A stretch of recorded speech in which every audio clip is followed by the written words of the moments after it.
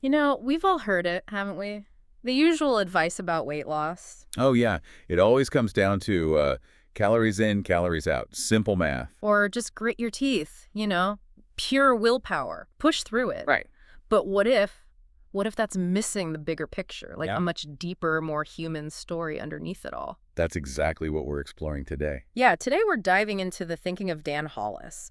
He really challenges those basic Yeah. assumptions. We're looking at his Semaglutide manifesto and also some pieces inspired by him, like The Story Beneath the Weight, and another one on setbacks. Good stuff. Really insightful. So our goal here really is to explore a whole different way of thinking about weight loss. Yeah. It goes way beyond just, medication. It digs into the mind, emotions, even identity. Right. We want to try and figure out why the old ways often don't stick and what this more holistic path might look like. And I think it's important to say up front, while semaglutide comes up in the sources. Yeah, the drug. The drug, yeah. But the real focus here, Hollis's focus, isn't the medication itself. It's the whole human journey he maps out, Okay. which honestly applies to any big life change, any identity shift, really. Hmm. We're going to see what happens when the physical changes Yeah. get ahead of the internal stuff. Right, that internal recalibration. So let's jump in. Hollis sees semaglutide as a tool, right? Not some magic bullet. Exactly. A powerful tool, he says. But you need to understand what it's doing. Which is? Well, it actually changes how your brain handles things like hunger, satisfaction, even reward. Hmm. And that change, he points out, can feel amazing, like total liberation for some people. But it can also be, frankly, terrifying. It's a massive shift. So it's not just about taking a pill and that's it. No, not at all. Hollis is clear. This kind of biological change needs support. It needs education, real human guidance. It's not just a prescription. So for you listening, understanding that biological part is key. It's not just about the number on the scale. Right. You have to get what's happening inside, biologically, to navigate it.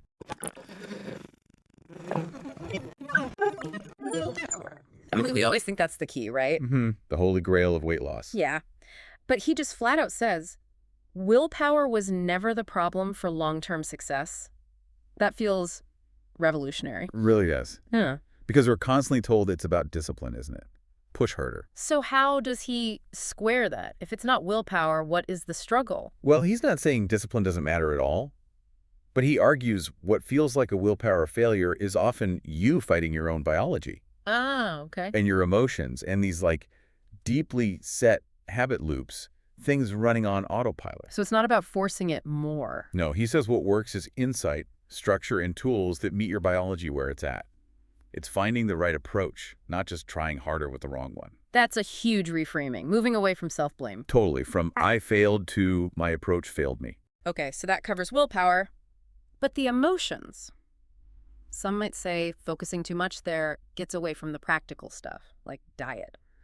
How does Hollis connect it all, this idea of emotional weight? He sees them as completely intertwined. You can't separate them. How so? Well, think about why people eat when they aren't physically hungry. Anxiety. Yeah, or boredom, loneliness, Oh. feeling overwhelmed. Exactly, all those things. Semaglutide might turn down the volume on physical hunger, Right? but if you don't have support for those emotional triggers, Hollis says relapse is almost inevitable. So his system addresses that directly. Yeah, he says it's designed to walk you through the emotional recalibration when food isn't your go-to coping mechanism anymore. Wow. And he has this line, when the cravings stop, the truth begins. Oof, that hits home when that crutch is gone. Yeah. You're left with, well, yourself and the feelings you were maybe avoiding. It's tough, but also where real change happens. Okay, biology, emotions. What about the speed of weight loss? Faster is better, right? Get it done. You think so, but Hollis actually warns against going too fast. Really? Why? He says rapid loss can mess with your metabolism, slow it down, you can lose muscle mass too, and paradoxically, it can lead to worse results in the long run. So slower is actually better. More sustainable, yeah. Yeah. He calls it metabolic pacing. Yeah. It's about timing things, nutrition, habits, progress, so your body can actually adapt sustainably. Like protecting yourself. Exactly. His phrase is, fast results don't mean lasting results. Pacing is protection, building a solid foundation. Which leads perfectly into another key idea. The real work starts after the medication. Yes, he's very focused on this, Yeah. addressing the what happens next right from the start. Because the medication isn't usually forever. Right. And if you stop without having built new ways of coping, those old patterns, those emotional triggers, they can just flood back in. So it's about building something that lasts beyond the drug. Precisely. Hollis puts it brilliantly. Weight loss is biology. Staying there is narrative. Biology versus narrative, explain that. Well, the biology, maybe helped by the medication, gets the way off.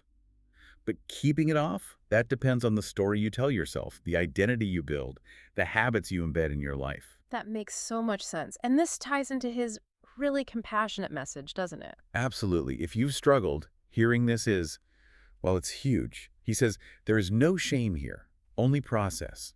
And you are not broken. You're not lazy. You're not undisciplined. Yes, it reframes the whole thing. You weren't failing personally. You were likely working against your own biology, often without even knowing it. And maybe against a culture that profits from confusion around this stuff. Exactly. So the goal becomes resetting your body and your expectations, finding clarity instead of blame. And he talks about this whole process being a conversation, not a prescription. What does that mean? It means it's not just about following rules. It's about your relationship with food, sure, but also with your body and with whoever's guiding you. It's relational. And that relationship helps navigate something he calls identity grief. What's that? It's a really fascinating concept. It can happen after significant weight loss. He quotes someone saying, "The weight came off. Then I realized I had no idea who I was without it." Wow. Losing the weight also means losing a part of how you saw yourself. Or how you navigated the world, yeah. Maybe your whole social life revolved around certain foods or eating habits. Suddenly, that's gone. There's a void. And Hollis says hunger doesn't just disappear. No, it shapeshifts, he says, into memory, maybe confusion. This new space opens up. A space that needs filling. Exactly. And if it's not filled with something genuinely nourishing, new habits, self-understanding, support the old ways can creep back in. Not necessarily out of physical hunger, but out of that confusion. People don't relapse into hunger. They relapse into confusion. That's powerful. Isn't it? And that's why he stresses support so much. He says, support isn't optional. It's neurobiological scaffolding. Neurobiological scaffolding. Okay, break that down. Think of it like actual scaffolding on a building. It provides structure and support while new permanent structures are being built. So the support helps you build new rituals, new ways of being. Exactly. Especially in that potentially tricky silence after the intense cravings subside. That silence can feel empty, maybe even dangerous, if you don't have new ways to cope and structure your life. The scaffolding holds you up while you build them.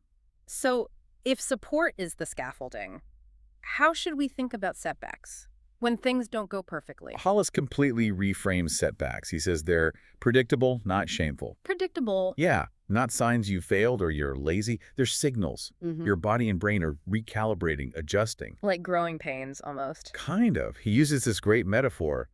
Weight loss isn't a straight line. It's a spiral staircase. Spiral staircase. Yeah, sometimes it feels like you're going in circles, revisiting the same spot. Yeah. But you're actually still moving upwards overall. I like that. What about plateaus? Those feel like hitting a wall. He sees plateaus as your body catching up, integrating the changes. It's like your body is asking for grace.